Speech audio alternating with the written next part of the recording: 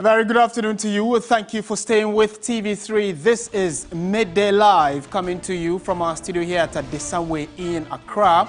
I am Martin Esiedu.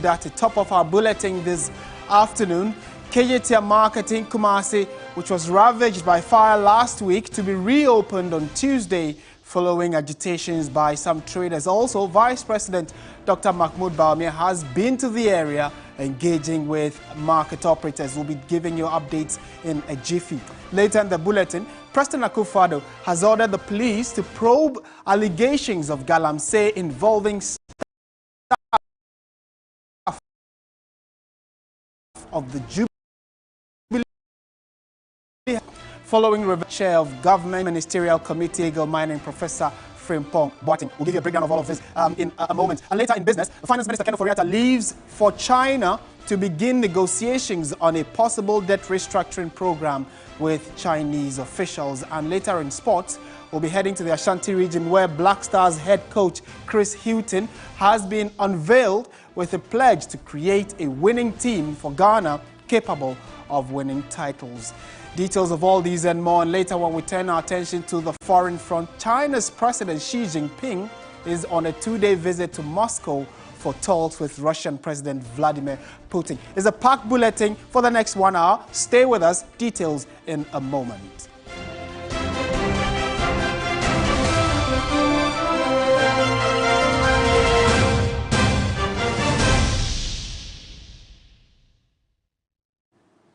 All right, so we are starting from the seat of government now, where President Akufo-Addo has asked the Ghana Police Service to investigate allegations by former Minister of Environment, Science and Technology and the Innovation, Professor Frimpong Boateng, about the involvement of the seat of government in Galamsey operations. Professor Frimpong Boateng, who chaired the Interministerial Committee Against Illegal Mining, suggested that the clampdown on the menace would have been successful but for the interference and undermining by powerful persons behind Galamsey who are in the seat of government. He said that some of the individuals are in government and as high as the presidency. He spoke on the state broadcaster GTV. I don't want to go into details now because I have a lot to say on that. But let me tell you that I did not take one excavator for anything. And they know the truth. Now things are coming up. We know those who are behind it and the party people who are there, people in government, including Jubilee House, who are doing Galamsey and so on, even now. So let Frimpong Boateng stay in his corner and enjoy his retirement.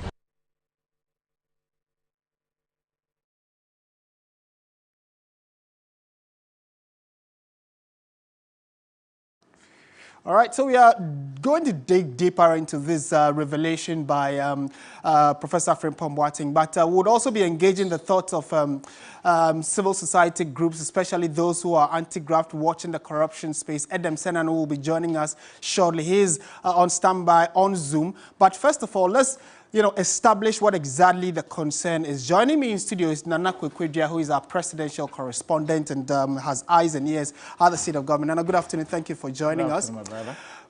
Help us understand, especially those who are hearing this for the first time. We are told that some individuals at the seat of government are being accused by a former minister for engaging in Galamsey, and the president has asked for some action to be taken. Exactly. What exactly is the issue? So, Professor Frimpong Boateng went out we just heard him. Yeah. And he came out that some people at the seat of government are involved in Galamsey. And the president had this project right from the beginning when he came to power. He's been fighting Galamsey. It's a sole agenda for him to get rid of people who are doing the Galamsey, into Galamsey actually. So it's been something President has been fighting. For Prof to come out to say that is a serious thing. And I can tell you, the President is not happy at all about it. Oh, is he? Yes, it's not happy at all about it. Because, look, this is a President who, right from when he assumed office, has been fighting this menace. If there are people around the presidency, it means they are stabbing him in the back. Yeah. And it's a serious allegation. So it's not taking this lying down at all, Martin, I can tell you. So it's written, he actually wrote to the IGP and the investigative bureau to start investigation. What I understand, what I'm picking out is that they've written to Prof to assist them already. So investigations have started into that. And the president will be waiting, the entire country will be waiting for exactly what the outcome will be. So is it something that, because, you know, in time past, when EOCO and the rest and other state agencies who are investigating, they mentioned the likes of Charles Bisu, who has come out to deny and says he has been cleared by, you know, the Ghana Police Service. Beyond that, is it that the president already has knowledge that some people are around his office taking opportunity of being close to the government to undertake this? Is the president aware at all, or this comes to him as a total surprise? It would come to him as a surprise, because remember the BCU issue was investigated and was cleared. And the president himself came out to say that he has been cleared. People around him who were investigated were cleared. So he wasn't expecting this to come. For a minister who was a substantive minister in charge of that, to come out to say this at this crucial moment, then it means he has to take it serious, and that's why he's directed the police to investigate. It's not taking this lightly at all, I can tell you, Martin. It's taking it that serious. And what outcome are we expecting? We are expecting that, like I said, investigations, we understand, have started, and so we are expecting that the outcome, Prof has given his word that he will assist when the police are. So we are expecting that the outcome will come, whatever will come should come, so that the decision will be made. Yeah, we can get to the bottom of that. Right. Nana Kweku Aduah is our presidential correspondent, helping us understand what has just come from the office of the president, that the police should investigate these allegations that have been leveled against some members of government at the seat of the president. Thank you very much, Nana Kweku Aduah, on that. Let's go to Zoom now and engage the thought of anti-graft campaigner and co-chair of the Citizens Movement Against Corruption, Edem Senano. Mr. Senano, good afternoon and thank you for your time. Good afternoon. Great. What are your immediate thoughts on this? Clearly, looks as though the president, who promised to put his presidency on the line, we are told, is utterly surprised about this revelation and has immediately asked for the police to commence investigation. Well, first of all, I mean, any investigation once commissioned is important in the fight against corruption. So the president must be commended for actually asking that this should be done. I would have wished that he provided some timelines, say within 6 to 8 weeks he's expecting a report. I wish he had committed to saying that the report will be made public and the entity that made the report allowed to face public questioning on the conclusions they draw. Because that's one of the challenges we face, where reports are sent to the presidency and there's a president who is, as we're speaking to the report. We don't expect that. We want the professionals to be able to tell us whether they looked at all the aspects of the issues that have come up. And so interrogating it from the perspective of the agency mandated to do the investigation would be important. And then also a commitment to not shielding anyone, that anyone found culpable will go through due process and be sanctioned accordingly. I think that there's a little more the president needs to do to demonstrate, that commitment he's made. And yes, we acknowledge that at the beginning he says his presidency hinges on this. And I think this is one of the opportunities where he can demonstrate that by being very clear and forthright in terms of what he is expecting out of this investigation. And are you among those who are extremely surprised about what the former minister said? It was under his watch that over 200 excavators which were seized disappeared, and even up until now we are not able to find any of them. And he has now come out to say that he's also pointing fingers to some individuals at the seat of government who have been involved or at the background of all this galamsey fight. Does that surprise you in any way that he is coming out with these kind of allegations and accusations? No, I'm not surprised at all. In fact, I'm not surprised at both ends. I'm not surprised that he's now speaking, because obviously if at the time as the chair of the Interministerial Committee Against Illegal Mining, you start getting all these information in the public space, and it looks like party and other people are not too happy with you. It must be confusing when you think or you believe your president stands for or has a certain position on the matter. So he probably had both mental and emotional turmoil at the time. And it wasn't a time where when you're not too sure who may be targeting you, you probably just want your peace. But I think it's commendable that the GTV decided to follow up and that he is speaking out. From what we know about our governance architecture, and that's one of the deeply troubling issues, it is not impossible for information to be, kept away from the president. I mean, there's been a number of engagements where it was clear to us that the president may not be fully aware of all that is going on. So I'm not too surprised if they're saying, and that's the truth, if the president is surprised. I think that we need to be very careful, because when you have people around you who have their own agenda, even if we elect a good president, they can subvert the course of the agenda that a president has outlined for himself. So I think that if the president is that surprised, he ought to wake up and discover that, look, even assigning the police, he doesn't follow up. These same people make sure that whatever investigative processes are being triggered at that level are undermined as well. Right. Thank you, Adam. Certainly we'll be engaging you as we all await to see what the outcome of this investigation will be. Thank you very much, Adam Senanu, co-chair for the Citizens Movement Against Corruption. What are your thoughts on this development from the seat of government? Do let us know on our various social media handles. My personal handle is @NewsyMartin. Let's get talking on there as well.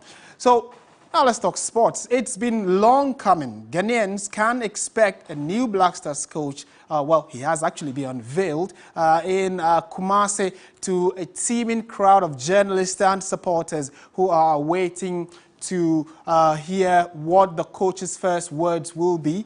And we're told that it's been an exciting moment in the Ashanti regional capital of Kumasi, where a number of sports fans have also turned up to listen to the new Black Stars coach, Chris Hughton. He was a technical director of the team well ahead of our preparation to the World Cup when we qualified, beating Nigeria. Then we went to the World Cup in Qatar. We were knocked out. Now he's the substantive after Otto at the left. Let's find out what exactly has been happening in the Ashanti regional capital of Kumasi, where we are told that Chris Hughton has just been unveiled. And that's him on your shot. On your screens at the moment. Joining me in studio is Oreku Ampofo, who's been following the conversation all through, especially ahead of the unveiling. Through the unveiling, we are told he's actually now a public figure. So, yeah, Oreku, good afternoon. Thank you for joining us. Thank you very much. What's been going on, and has the coach said his first few words as manager of the Black Stars? Well, I think Chris has really set the tone in terms of his introduction from the naming of his first squad, which for the first time in a very long time had, some positive public opinion, plus the talk that he just had in terms of the presser, introducing himself, stating why he took the job and talking about expectations and highlighting key players and all that. I think on the scale of communication, it's a personal opinion, but I believe he's the best that we've had in the past few years, in the sense that he's able to process his thoughts, and the ability to even turn bad questions into good questions and give good answers was what impressed me the most about, Chris Hughton. But the key details from the presser were that it's a 21-month contract. It would expire on the 31st of December 2024. He outlisted and broke it down into 3 parts. Although it's a short-term contract, he broke it down into short-term, medium-term, and long-term. He says that for short-term, that includes winning games. And so obviously the game against Angola, the doubleheader, that's just coming in the next week.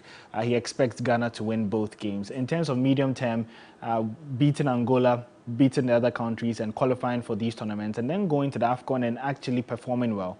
For long term, he's looking at the development of players, because he believes that in as much as you have to win matches in the national team, you also have to make a mark in terms of your style of play and how you develop your players. Right. Well, so, I mean, these clearly will be his top priorities, aren't they? And when is he likely to start working with the team, the playing body, I mean? So the players are supposed to start arriving today. We know that a fair few of them met at Lisa Hotel in Accra after coming in from Europe. You know, most of them played this weekend. Even some had to play Sunday night and all that. What we're told is that some of them got to Accra this morning and are converging at Lisa Hotel to move straight to Kumasi. And so today is more or less like an introductory period. They'll be arriving at the stadium, and then they'll train on Tuesday, Wednesday, and have the game on Thursday. But one interesting point that he made was the fact that being a technical advisor gave him the platform and the opportunity to be able to get to know the players and have a relationship with them. And so I think this is more or less a springboard. Now moving from a technical advisory role into the head coach role elevates his position and is more or less building on the relationships that he had with the players. Now can he put his foot down, and can we see imprints of how he wants to play with the Black Stars? Obviously, his focus is winning. He says that no matter what happens, there'll be questions about offensive play, defensive play, and all that. But the main thing is that the team has to win at the end of the day. Thank you, Ore Kwampofo, for that quick insight into the new Black Stars manager, Chris Hughton. So the sports team will be joining us later for further details of the unveiling and then some of the questions, many questions that were asked the new Black Stars coach in the next few minutes. Stay with us. That will be later when the sports team comes through with sports on Midday Live. You're still watching Midday Live. Let's shift our attention to other stories. We're staying in the Ashanti region, though, because you would know that there was a fire at Kejetia and the Kejetia market. After that fire, will be open to traders tomorrow. That will be Tuesday. The decision was arrived at after the Vice President, Dr. Mahmoud Bawumia, engaged management of the facility and the Ghana National Fire Service on the cause of the fire. So we'll be crossing over in a jiffy to speak to correspondent Ibrahim Abubakar for an update. He's been keeping very close eyes on the development at the Kejetia market after the fire broke out. He's joined us via Zoom now. Ibrahim Abubakar, good afternoon. Thank you for your time. First of all, is the Vice President still at the market, and what has the conversation been since his arrival? Well, Martin, he left some few minutes ago, but he left with some joyful news to the traders because, like you rightly mentioned, he told them that they can come back tomorrow to commence their trading activity. And also, one assurance that he also gave them is that the government will do everything possible to support them, come back to their faith and start with their trading activities. You know, early in the morning, we were here around 5:30. The market normally opens around 5:45, and by 6, a number of them had massed up at the entrance that has been locked because management was bent on going by that decision to extend the closure to 1 week because they said they had to conduct some integrity tests on the facility and make sure that it is safer for all occupants before they will allow them entry. But the traders were also not willing to go. They were making noise, and eventually management had to succumb and open it up for them to come in and pick 1 or 2 items for only 3 hours. So they opened it around 7 a.m. and we're hoping that by 10 a.m. the market will be shut down again. But it was around that time that the Vice President came. He engaged with management and also the Ghana National Fire Service. And after that engagement, that's how we come up with the good news. And let me briefly chip in about the cause of the fire. He said after engaging with the Ghana National Fire Service, they established that the cause of the fire has nothing to do with electrical fault, and rather it was someone who was preparing food in a shop. She left it and went out. So the cylinder exploded, and that's how come everything was up. No, Ibrahim, you said it was someone who was preparing what? So soup? they've ruled out any issue of electric. Food. Okay. And said she was preparing food in a shop on a gas cylinder, and that rather exploded. And also they have the shops closer to them have these combustible materials tap and tie, cupboard, and other things. So that's how come the fire was that intense and also spread to other shops quickly. Right. Let's listen to the good news that Vice President has been sharing with the traders.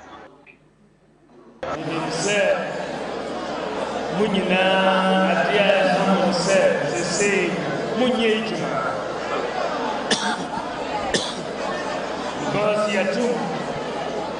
So many fire services for Yakasa, almost say, Omunima de Fra Ebai. So, and yet electrical fault. So, more training so Yamiatum and China, Ubebi, Namasa. And said, shops are Asia, Muhiamwa, into empty. Buying pressure, report no they have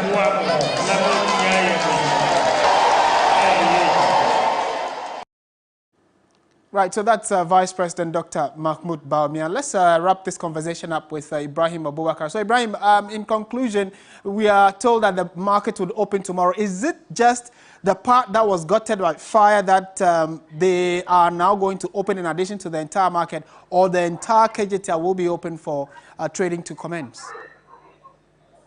So for now, the part that has been affected has been cordoned off. No one is allowed to go there. Okay. When the Vice President that they open it for him to go and assess. So the other part that has not will be open up. I'm going forward to watch the market from bringing items like cylinders, items like, you know. Right, Ibrahim, looks as though the connection is a bit jumpy there, but thank you for that quick update from the Ashanti Regional Market Area, KJTIA specifically, where the Vice President, after visitation, we are told that the market will be open tomorrow. We'll update you on how it all plays out. Away from that, though, and still on the Vice President, let's do some politics, where the 87 NPP MPs who accompanied Dr. Mahmoud Bawumia to the second Akwesi Festival of the year at the Menchia Palace say they are not being coerced to support the presidential bid of the Vice President. A section of them pointed out that the contributions of Dr. Bawumia to the governing party cannot be, discounted.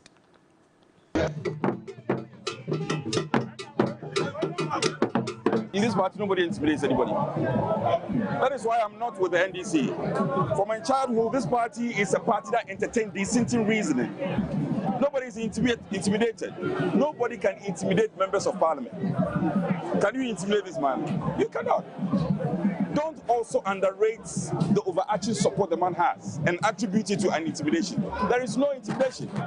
Those who are claiming that we are intimidating them, they should come out and prove it. In the competition to lead the MPP, Alhaji Dr. Bawumia is high above everybody else. Those who supported the other candidates have followed him to come and greet Setumfo. So why should the rest of us, those who support Bawumia, not follow him? There's no controversy. In competition is a choice, and everybody is able to choose freely. So this is a free choice that we're here on our own accord. So basically, they support him, but they are not being forced to support him. And, those are the thoughts of some of the 87 NPP MPs who followed Dr. Bawumia to the Akwesi Festival. In a related development, Professor of Political Science with the University of Ghana, Professor Ransford Jampo, says the governing New Patriotic Party risks dividing itself as the trend of endorsements continue ahead of the party's primaries. He tells TV3 that the new party leadership is weak in enforcing their own laws.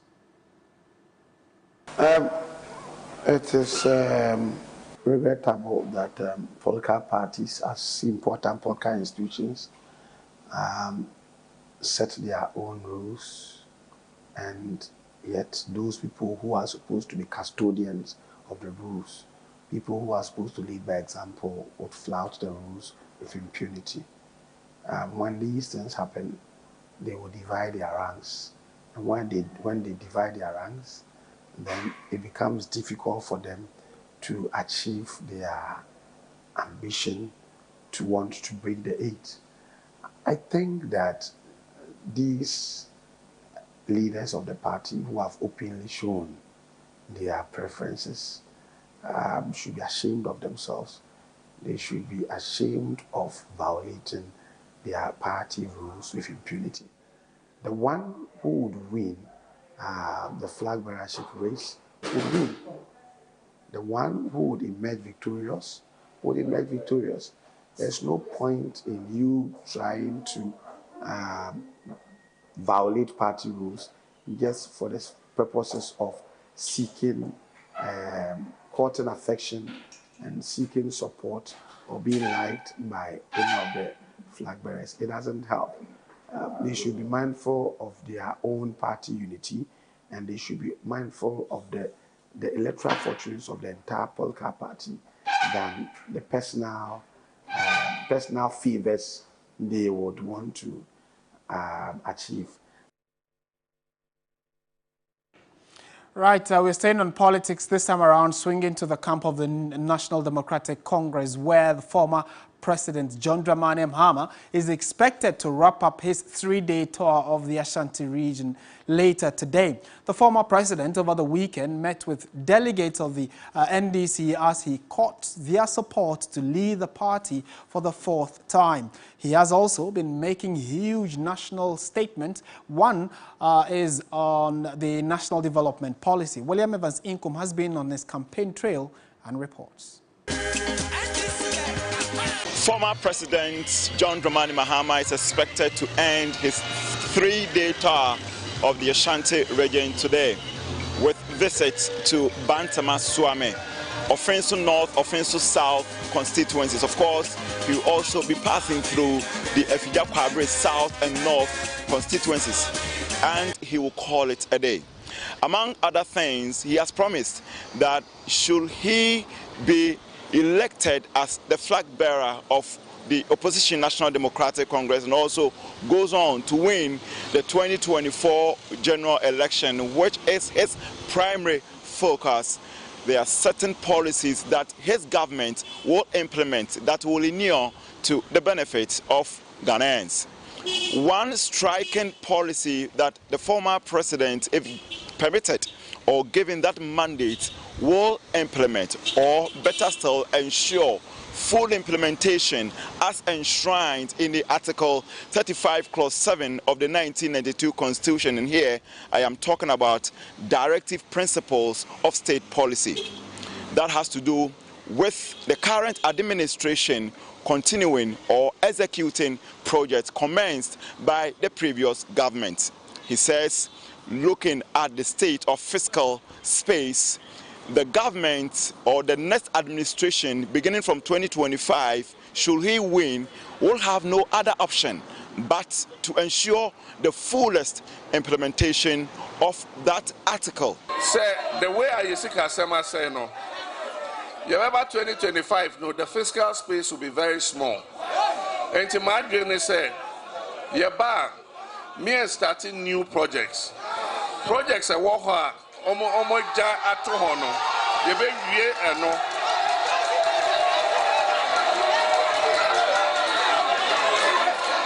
will not be in a hurry to start new projects. We will take an inventory of all the abandoned projects in this country, and we will allocate our little resources to finish all of them before we start new ones. William Evans Inkum, TV3 News, Kumasi. All right, so we'll definitely, as your election command center, keep an eye on all the political activities in the country and keep you abreast of them. The Ghana Police Service have arrested 33 persons in connection with disturbances between some illegal miners and workers of the Golden Star Wassa mine at Benso in the Western region. The arrests follow last week's incident, which resulted in the death of one person and left others injured, as well as damage to some property belonging to the company. And so our website 3news.com has an update of where these arrests were effected and who the individuals are as regards how peace and security and calm has returned to the area. He loves to communicate with people but cannot do that effectively because speaking triggers him to experience seizures which causes him to fall backwards. That's the life story of Samuel Akono, a 24-year-old student pursuing a degree in art education at the University of Education, Winneba. Portia Gabo tells the touching story of a young man who wants the world to see him beyond his disability.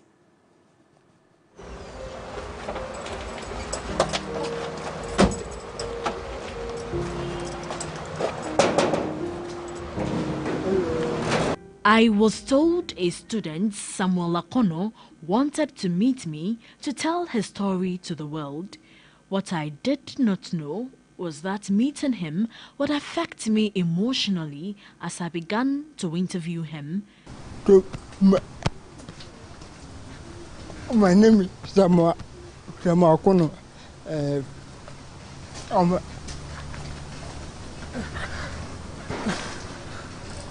I'm a student of UEW.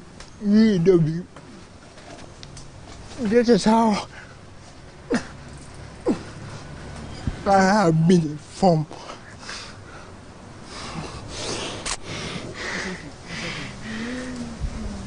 It's okay.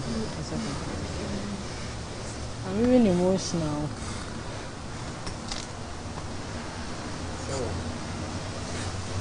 It's okay.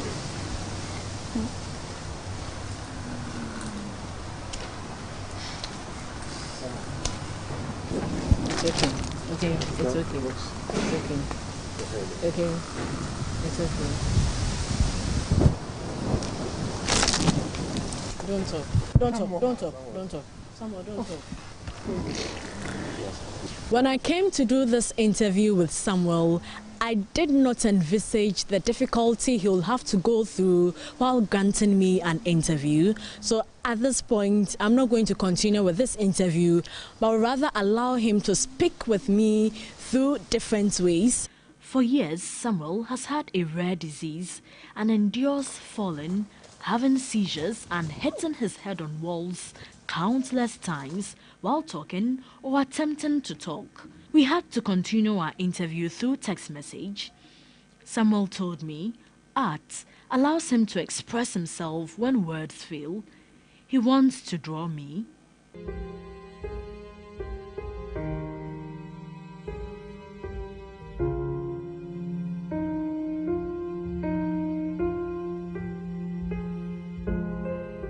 He tells me while some Ghanaians see him as an evil person, others run away from him.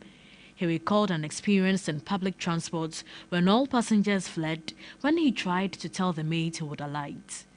It's a lonely world having this rare condition. It creates a lot of stigma, and he wants to talk and everybody starts staring at you at places. So sometimes it breaks him down emotionally. During classes, and when he has to defend his work, someone will do it for him. So in where he stays too, he has someone who helps him. Despite this challenge, Samuel is proud of one achievement, climbing the educational ladder. He's now a second-year student pursuing arts education at the University of Education, Winneba. The lecturers at our department have done extremely well. They've all been very, very supportive. Mr. Kemobo, especially Mr. Francis Ansia. Sam Akono is talking about this man. He's really a wonderful man.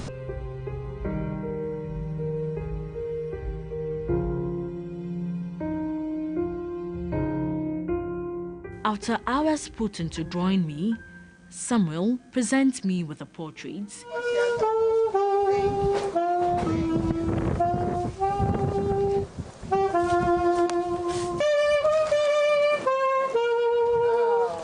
He wants the public to support his artwork so he can financially support his education as well as his medical treatment. What he needs is financial support because art is very expensive. I think, to me, he should get someone who will be talking to him to let him do it, like a certified clinical psychologist. He's also hopeful that someday science will advance and he will talk without difficulty. I came to interview Samuel to share his story with the world. Instead, I had more than a story, a lifetime experience about a young man who spoke through art when words failed him. If you are able to talk without difficulty, do not take it for granted. Portia Gabo, TV3 News, Kaswa, Central Region. It's a beautiful artist having a challenge, which we are all hopeful that can be resolved. Certainly, I'm optimistic that that kind of challenge should be or can be resolved in the next few days for him. You're still watching Midday Live on TV3. Stay with us. Business, sports, entertainment are lined up for you.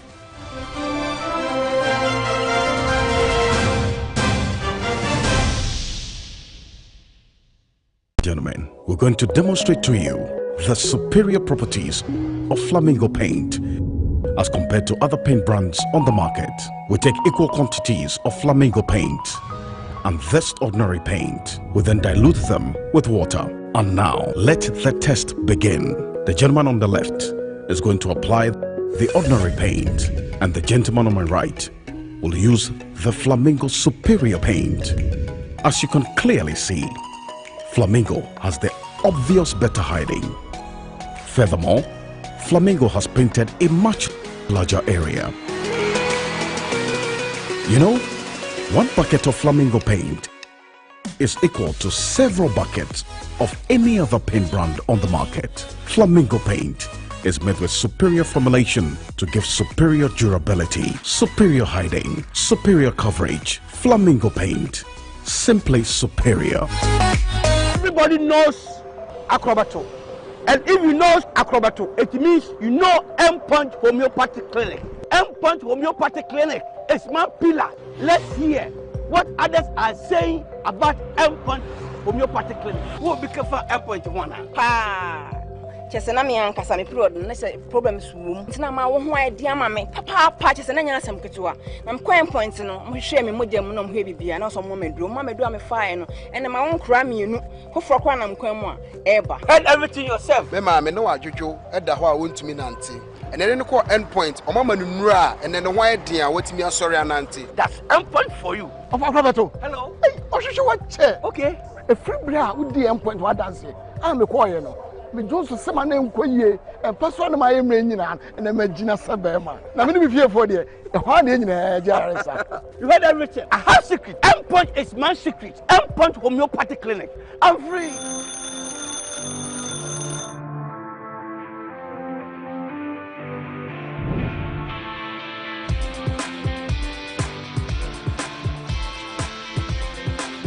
You are a major stakeholder in nation building. Your voice matters. Start your day with us.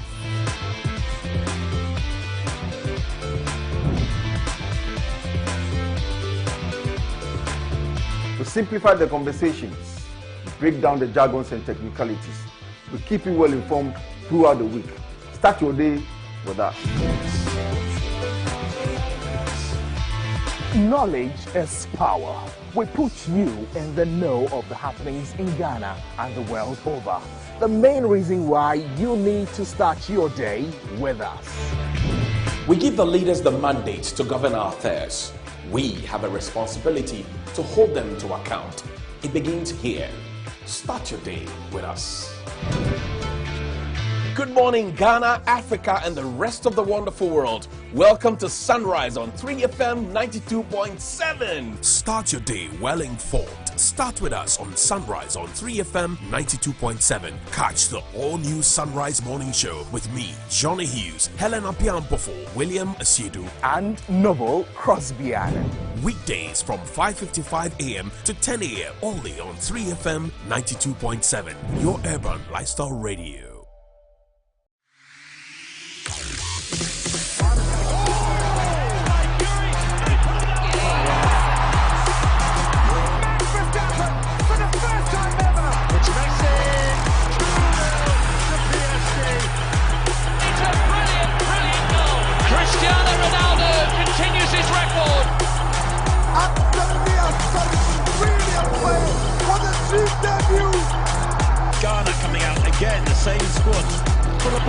He's got it! Throw it down, pinned!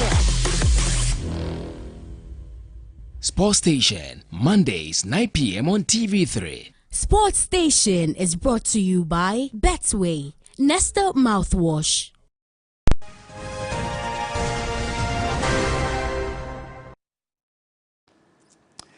Welcome back to Midday Live on TV3. Let me introduce myself to Do Business. My name is Martin Esiedu Dati. Let's do business now. And Finance Minister Ken Ofori-Atta has left Accra to China to begin negotiations on a possible debt restructuring program with Chinese officials.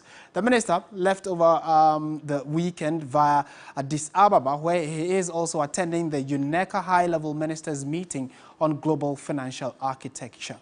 And that's the latest regarding Ghana's bid to ensure that we restructure our debt and hopefully by the end of this month get a bailout from the IMF. Three business sources say Mr. Ofori-Atta is expected to head to China after the UNECA high-level ministers meeting later today. The minister who is leading the government delegation is expected to continue bilateral talks with China as well as seek financial assurances for Ghana's program with the International Monetary Fund.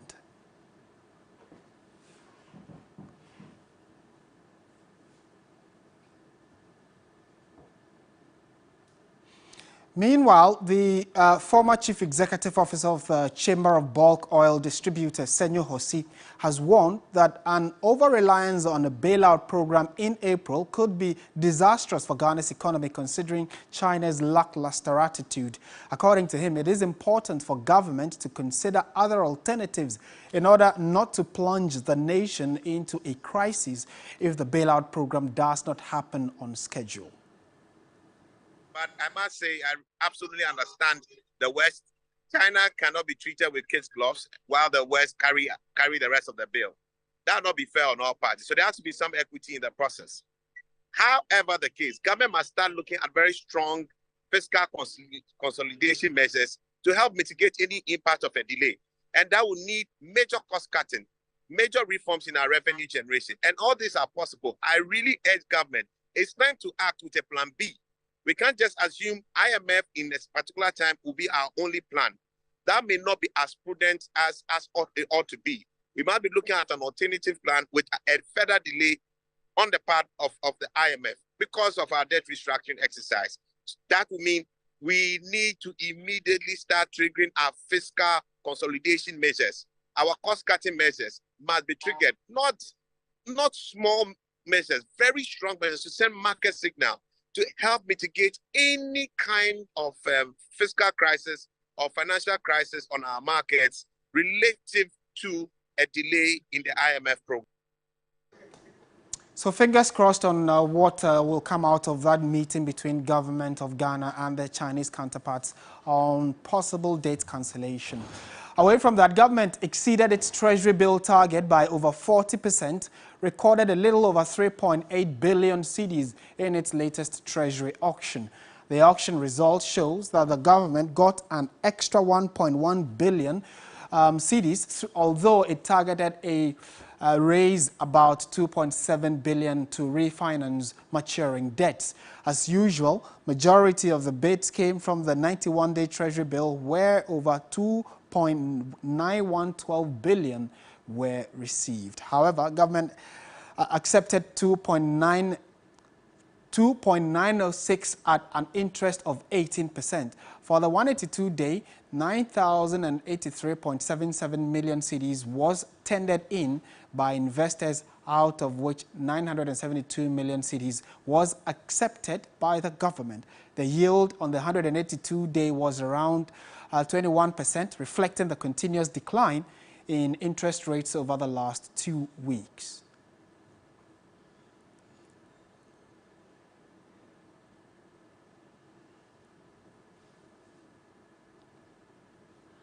In other business news this afternoon, the monitoring team of the Ghana Revenue Authority, the GRA, has recovered over 85 million cedis as revenue, which would have been lost to the state within the 5 months of its inception.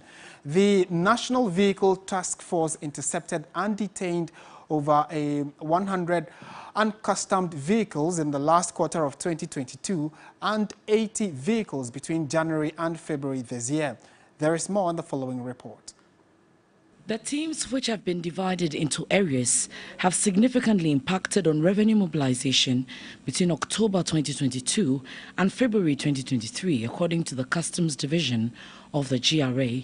The division has put in place several monitoring teams to ensure that correct amounts of duty are paid by importers and also as a tool to curtail smuggling across the country. 4 teams were inaugurated in October 2022 to undertake risk-based and intelligence-driven operations across the country. The teams, which are Tema, Eastern Frontier-based at Dabala, Western Frontier-based in Kumasi, and Vehicle Task Force, which is nationwide, has also arrested some uncustomed goods, as well as carrying out other related assignments which involves the interception of substance suspected to be Indian hemp, among others. The authority advised the general public to cooperate with the monitoring teams to be assured that the teams will discharge their duties with the highest professional standards. The Western Frontier team has also recovered a total shot collection of 1,466,797.57 Ghana cedis. The Vehicle Task Force intercepted and detained 193 uncustomed vehicles in the last quarter of 2022 and 80 vehicles between January and February 2023. That's it for business on Midday Live. Sports is up next, right after this.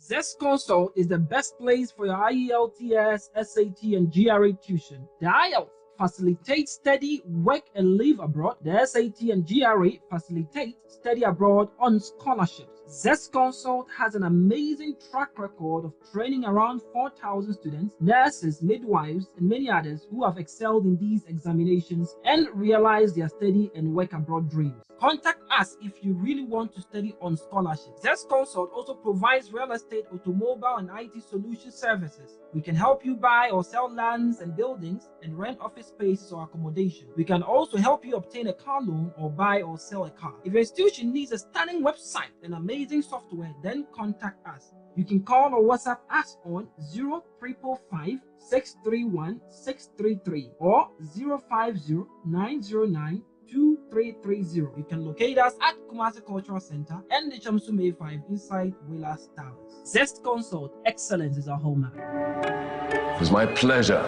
to honor a woman who has opened her doors to hundreds of vulnerable children over the years. Loves me. A woman who is a true inspiration, a woman who is a national hero. I want the best for you as your mother. Amen. A woman by the name of Mary Clove. My honor to award you with Community Builder of the Year. I've done everything you've asked. Everything. I know what it is like to grow up without love. Thank you. No one will stand in my way.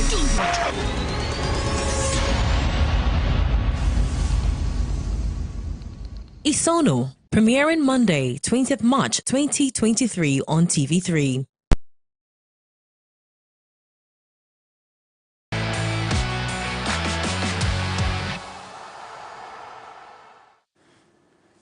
Welcome back to Midday Live. Time now for sports. Ray Kwampafu joins us again to give us an update. Hello. Oh, hi, Martin. All right, So we'll be digging into more perspective on what Chris Hughton did say in Kumasi. And before we actually get to that, just a reminder that the Ghana Football Association officially unveiled Chris Hughton earlier today as head coach of the senior national team.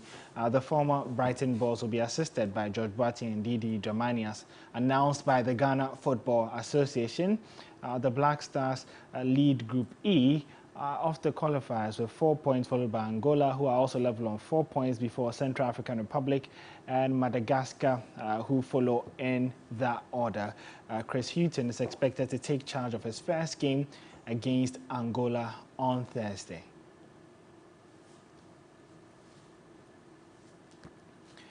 So Chris Hughton then went on to outline his approach for the job over the next 21 months. That's the length of his contract, segmentizing it into short-term, medium-term, and then long-term. Let's take a listen. As regards the duration of my contract, I have to get that right balance. I have to get that right balance of what is short-term, what is medium-term, and what is long-term. At this moment, always the most important thing is short-term.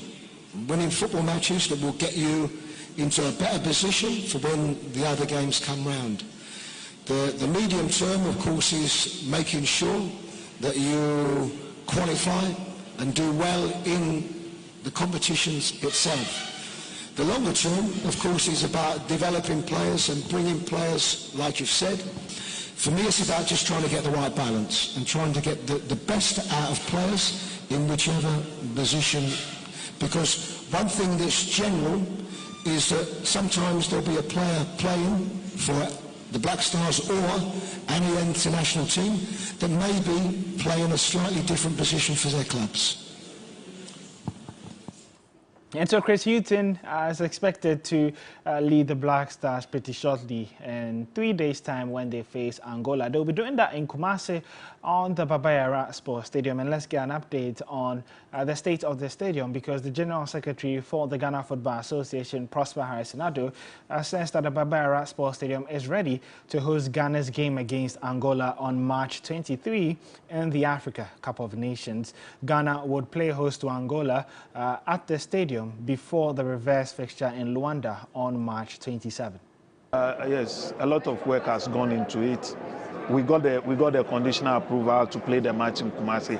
At that stage, we could have hosted the match, but we wanted to do a bit more, and so that's why we created the opportunity for the managers of the place to have the free hand and the free space to work and improve even better as we wait for the match. So we had a meeting between the ministry, the National Sports Authority, and then the Football Association, a very successful one. We put the plans together, and so far we are abiding by the tenets of that plan, and I think we'll have a successful match in Kumasi.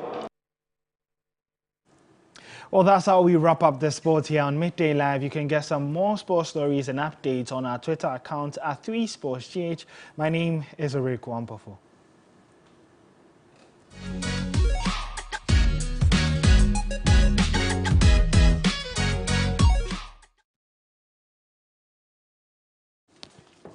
All right, so time now for entertainment news, and Noella joins us in studio. Hello, Noella. Hi, Martin. It's been a busy weekend, was it? It has. The nominations have dropped. People have their opinions and all of that, but it's all good. Yeah, it's very normal for every award. Very normal. All right, give us details. Now let's get into some entertainment stories here on Midday Live. My name is Noella, committed to being the first in news and best in entertainment. TV3 has over the years served viewers with compelling content. Now the channel is set to premiere another hit drama series, Isono. So watch as the drama unfolds in Isono as it premieres tonight at 8 p.m. on TV3. Head of programs for 3 Group, Miriam Masaya-Juman, has the details. I've done everything you've asked. Everything. I know what it is like to grow up without love. First of all, as a media house, we have a commitment to giving our viewers relevant, compelling, and credible, content. We've done that with news and entertainment, and that's why we can beat our chest and say 25 years down the road, we're still living up to the first in news, first in entertainment. Our prime time is very important to us, as you know, and over the years, we've set the trends with telenovelas from Indian to Turkish. We could go on and on and on and on. It's endless. The list is endless. Yes. Yeah. So Isono is carefully chosen, brilliantly written story that I think relates to everybody. Okay. It examines the mask that people wear, or we wear, because Some believe that we all have two faces, the face everybody sees and then the life that we have behind the face. I don't have that. It doesn't always have to be a bad, self of yours after that. But in Isono, it's pretty much a question of how loyal can you be, even at the point where you have to keep that image that everybody sees. You're willing to do everything, commit the sin, whatever it is it takes, just to maintain, the image that you must keep in public. And then also the people who do the dirty jobs for you. You have question to doubt their loyalty. Okay. But what are the indicators they're not being loyal? So it's a lot of suspense and betrayal and questioning the master people where it's a beautiful plot. Right. But we have a premiere to give a few people the first glance, if you like. Right. We're giving a few people the exclusive, rights to see it before it airs at 8, and that's happening at Central Hotel at Ridge. Okay. Today? Today. Oh, wow. Today, What yes. time? That starts at 6 p.m. Okay. Yes. Oh, so you're 2 hours ahead of those who will be watching on TV. Exactly. Okay. Exactly. Right. Yeah. Are we paying anything? Oh, no. Like I said, it's for selected few. So it's My pleasure to honor a woman who has opened her doors to hundreds of vulnerable children over the years. We would definitely be filling you in with all the details from the premiere. Now, moving on to some matters arising from the VGMA nominations, versatile rap artiste and reigning VGMA Best Rap Performer, Lyrical Joe, is counting on his hard work to win the Best Rap Performance for the second time in a row. Lyrical Joe was nominated alongside Medical, Amrado, Strongman, and T-Flow for the Best Rap Performance category. Trinity, Father, the Son, the Holy Ghost, right? That this is part from the Trinity. That's great. I mean, we took it last year, and then if we didn't do anything and build up, we wouldn't be nominated and we wouldn't be here again. So that's positive. The accolade was a lot, but I didn't let that fool me. I stood upon that level that Ghana placed me on to build more, to get more outside recognition, to put out a body of work. I just put out my album, photo album. It's gaining recognition and all that. So I would say that I worked hard and I built upon what, the industry gave me. Let's look at the competition. You have other heavyweights on it. How do you see your chances? Last year was heavier. But my work is very, very, very heavy. And so that's what I put faith in, and I put faith in God. I'm good. Well, all the best to him and the other nominees as well. But still on the matter, the VGMA nominations are out as usual. And every year it comes with its own controversies. Now, Ghanaian rapper Tulinki took to his social media to complain about his absence in the Best Rap Performance category after working tirelessly in the year under review. His tweet read, "I've been dropping the hardest rap joints ever since I touched down. Last year was Point of View. The year before was Undertaker. Before that, Child Abuse. Forever 96, and not even a single nomination for Best Rap Performance. I guess some things are never appreciated."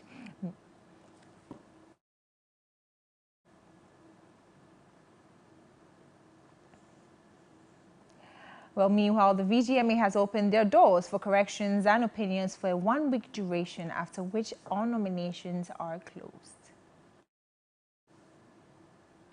And that's how we wrap up on entertainment here on Midday Live. My name is Noella. Martin, over to you.